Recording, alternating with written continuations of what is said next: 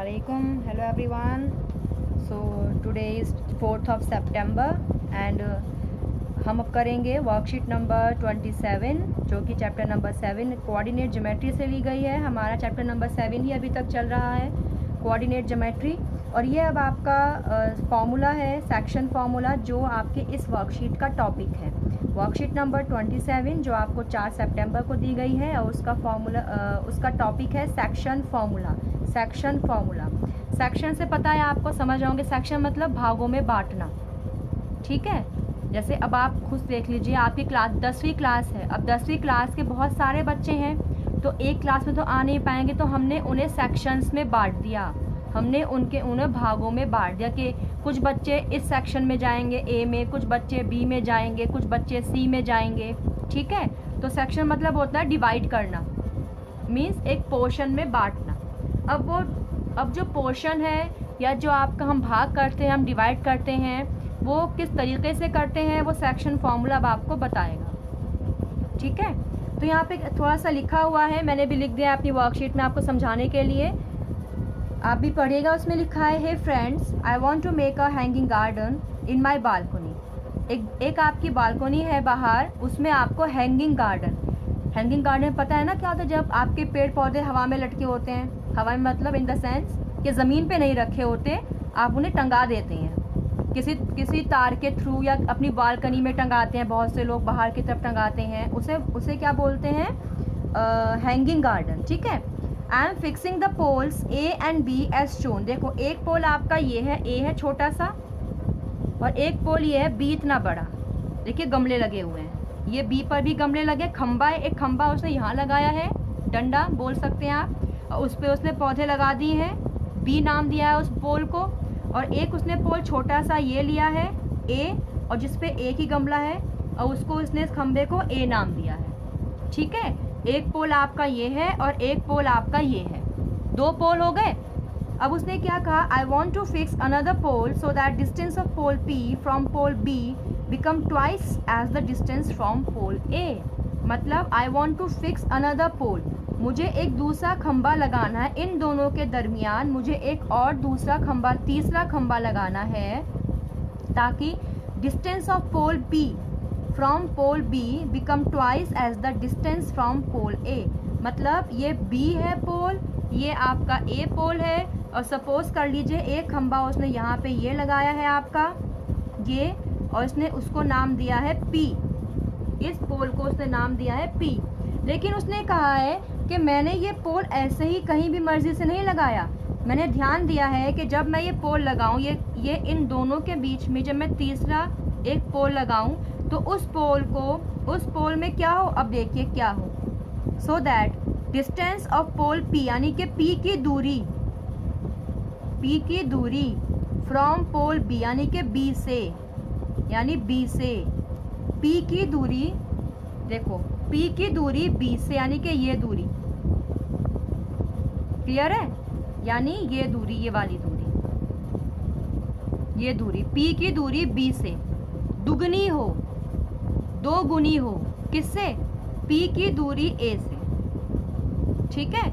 यानी ये दो गुने उस पे डिस्टेंस पर हो ए के बनिस्बत। अब उसने यहाँ पे बता दिया कि भाई इतना डिस्टेंस हो, ये हो, तो उसके लिए हम क्या यूज़ करते हैं? अब हम करते हैं सेक्शन फार्मूले का इस्तेमाल। अब देखते हैं सेक्शन फार्मूला क्या है। देखिए, हमें यहाँ पे नुकात दिए हैं ए बी पी।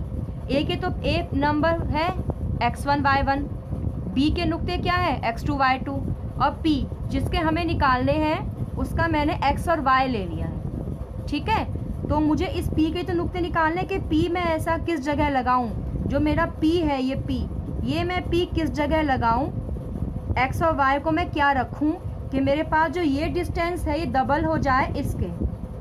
मैं p यहाँ भी रख सकती हूँ, p यहाँ भी रख सकती हूँ, p यहाँ भी रख सकती हूँ, नहीं, p मैं ऐसी किस जगह रखूँ, ये खंबा मैं किस जगह लगाऊं कि जब मैं इस खंबे की दूरी मिलाऊं इससे b खंबे से, और जब मैं इसकी दूरी मिलाऊं a खंबे से, तो दोनों ये दुगनी हो इससे, ठीक है। तो मुझे बेसिकली क्या निकालना है? p के नुक्ते आप बोल सकते हैं, x और y निकालना है। तो p एक्स वाई का फॉर्मूला देख लीजिए अब कैसे होता है। वैसे तो मैं फॉर्मूला यहाँ पे लिख देती, लेकिन मैं समझा रही हूँ कि कैसे मैंने याद किया था और कैसे आप भी याद करेंगे। ठीक है, तो पहले आप यहाँ पे देखिए, आपको निकालना है। देखिए, एक तो हमेशा याद रखना कि जो बीच में पॉइंट होता है ना, वो पॉइंट ही आपका यहाँ पे आएगा। ये ए और बी वाले पॉइंट यहाँ पे नहीं आएंगे। ठीक है, अब देखिए आप एक ऐसे लाइन कर दीजिए, फिर एक और लाइन कर दीजिए, फिर बीच में कॉमा लगा दीजिए। पहली लाइन एक्स के कोऑर्डिनेट्स बताएगी और दूसरी लाइन वाई के कोऑर्डिनेट्स बताएगी। ठीक है, एक्स के बाद कॉमा है, इसलिए मैंने इस लाइन के बाद कॉमा लगा दिया। अब देखो, अब मेरे पास ये जो एक लाइन डिस्टेंस है, ये आपका रेशो है, निस्बत। मैंने ए से पी की निस्बत को m1 मान लिया और p से b की निस्बत को मैंने m2 मान लिया निस्बत में, क्योंकि उसने कहा है ना कि ट्वाइस हो, मतलब 1:2 हो। 1:2, 1:2 मतलब बाद वाला दुगना हो पहले वाले से। दुगना मतलब 2 गुना। अगर मैंने इसको 1 माना तो ये आपका 2 हो जाएगा दुगना। अगर मैं इसको 4 मानूंगी, इस डिस्टेंस को 4 मानूंगी, तो ये कितना हो जाएगा? 4 दूनी 8, ये 8 हो जाएगा, दुगना हो जाएगा इसका। तो रेशो क्या है? 1:2। तो मैंने इसको माना m1, इसको माना m2। सबसे पहले आपको दोनों ही जो रेशो हैं वो आपको प्लस करके लिखने हैं, m1 प्लस m2, और यहाँ भी क्या लिखना है आपको? m1 plus m2। ठीक है, और यहाँ पे क्या लिखना है आपको? यहाँ भी लिखना है m1 प्लस m2, और यहाँ भी क्या लिखना है? m1 plus m2। क्लियर हुआ? m1 plus m2। अब देखिए, m1 है, 1 है, और ये वाला x की बात है, ये लाइन x के लिए है ना, तो मैं 1 के साथ x2 ले लूँगी और m2 के साथ x1 ले लूँगी। ठीक है, ऐसे ही अब ये वाली लाइन y की है, तो m1 के साथ y2 लूँगी और m2 के साथ y1 लूँगी। इस वाली लाइन में y नहीं लेंगे, x1 x2 ही लेंगे, और इस वाली लाइन में y1 y2 ही लेंगे। अगर आप m1 ले रहे हो, अगर आपने m1 लिखा है तो m1 के साथ x2 लेना प्लस, और x1 के साथ m2 लेना। ठीक है, ये आपका हो जाएगा फॉर्मूला। अब इसको हमेशा की तरह आप क्या करेंगे? बॉक्स में करेंगे, और यही फॉर्मूला है आपका जो कि आपको अब क्वेश्चन सॉल्व करने में हेल्प करेगा।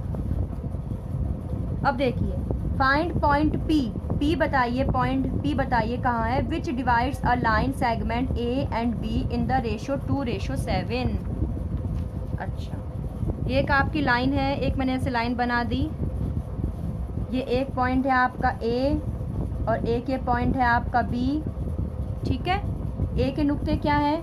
-6, 10, और B के क्या है? +3, -8।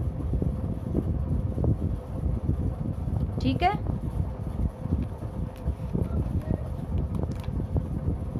ठीक है, एक लाइन है आपकी, और ये कोई भी कहीं भी एक बीच में पॉइंट है P। अब वो P यहाँ भी हो सकता है, यहाँ भी, कहीं भी, लेकिन नहीं, कहीं नहीं हो सकता, वो 2:7 पे है। इसका मतलब बीचों बीच तो हो ही नहीं सकता। देखो 2, यानी A से उसकी दूरी कम है, 2 है, ये आप मान के चल लो एग्जाम्पल के तौर पे, और 7 है बाद में, इसका मतलब उस पॉइंट की दूरी B से ज़्यादा है, तो वो पॉइंट यहीं कहीं होगा, A के करीब होगा और B से दूर होगा, तो मैंने उसको P मान लिया। माना क्या, बल्कि उसने P दिया ही है मुझे यहाँ पे। ठीक है, इस तरह लिया मैंने। रेशो देख लिया पहले, क्या रेशो है? पहला वाला आपको शो करता है कि उसकी दूरी पहले से कितनी है, 2 नहीं है, लेकिन कम तो है ना, 2 7 से कम है, तो उसका मतलब पहली दूरी आपकी कम होगी, तो वो A जो P से करीब है। ठीक है, इसके मुझे निकालने हैं x और y, इसके मुझे निकालने हैं x और y। तो अब क्या करेंगे? देखिए, अब ये आपका x1 हो गया पहला वाला, और ये आपका y1 हो गया, ये आपका x2 और ये आपका y2। ठीक है, यहाँ लिख लेते हैं। x1 कितना है? -6, y1 कितना है? 10, x2 कितना है? 3, और y2 कितना है? -8। लगाइए formula. P x comma y, m1 plus m2, m1 plus m2, m1 plus m2, m1 plus m2, m1 है तो यहाँ पे x2 आएगा, m2 है तो x1 आएगा, m1 है तो y2 आएगा, m2 है तो y1 आएगा। ये आपका फॉर्मूला है, कर दीजिए इसे बॉक्स में आप। और बस अब आपको इसमें क्या करना है, वैल्यूज़ पुट करनी है। मेन आप समझ जाएं कि कौन सा फॉर्मूला यूज़ कर रहे हैं और फॉर्मूला आपको याद हो तब आप बस वैल्यूज़ पुट करनी है इसमें आपके, और कुछ नहीं करना। ठीक है, अब आइए पुट करते हैं। m1 क्या है इसमें, यहाँ भी लिख लीजिए। m1 क्या है 2 और m2 क्या है 7। ये 2 है, ये 7 है, ये 2 है, ये 7 है। रेशो है ना ये, ठीक है, मतलब दो निस्बत साथ में बांटता है ये पॉइंट P इस लाइन को। तो m1 प्लस m2 मतलब 2 प्लस 7 कॉमा 2 प्लस 7। ठीक है, m1 कितना है 2 और x2 कितना है 3, ब्रैकेट में कर लो ताकि आपको कैलकुलेशन में आसानी हो। फिर m2 कितना है 7 और x1 कितना है -6, दो ब्रैकेट लगा लो। फिर y2 कितना है, y2 है -8 और m1 कितना है आपका 2 प्लस m2 कितना है आपका 7 और y1 कितना है आपका 10। करिए सॉल्व, 6 और ये 6 सत्ते 42, तो -42 प्लस माइनस माइनस हो गया ना, 7 और 2 9, फिर 8 दूनी 16 माइनस और ये 7 धाम 70 और 7 8 9। ठीक है, अब आप क्या करेंगे, यहाँ पे एक लाइन कर लीजिए और 42 में 6 माइनस कर दीजिए आप। ये 3 बन गया, इसने हासिल लेके 12 बन गया, 12 में से 6 गया 6 और ये 3 का 3 यानी कि 36 आ गया। 36/9, चूँकि 42 बड़ा है तो हमेशा बड़े का जो निशान होता है वही जवाब में आता है। अब यहाँ पे 70 में से आप 16 माइनस करिए, कैसे होगा, 6 बन गया, यहाँ से हासिल लेके 10 बन गया, 10 में 6 गया 4 और 6 में से 1 गया 5, 54/9। 70 बड़ा है, 70 पे निशान प्लस का है तो हम आंसर में प्लस का ही निशान लगाएंगे, तो 54/9। अब इसे काट दीजिए, 9 चौक 36 यानी कि -4। ठीक है, अब उसके बाद क्या आएगा, अब फिर आप पढ़ेंगे 9 का टेबल, तो आपका क्या आएगा 9 6 54, तो आपकी P की वैल्यू क्या आ जाएगी, P की वैल्यू क्या आ गई -4,6 और ये आपका आंसर आ गया। मतलब जो P पॉइंट है इसके नुक्ते क्या होंगे, -4 6, ये इसके नुक्ते होंगे।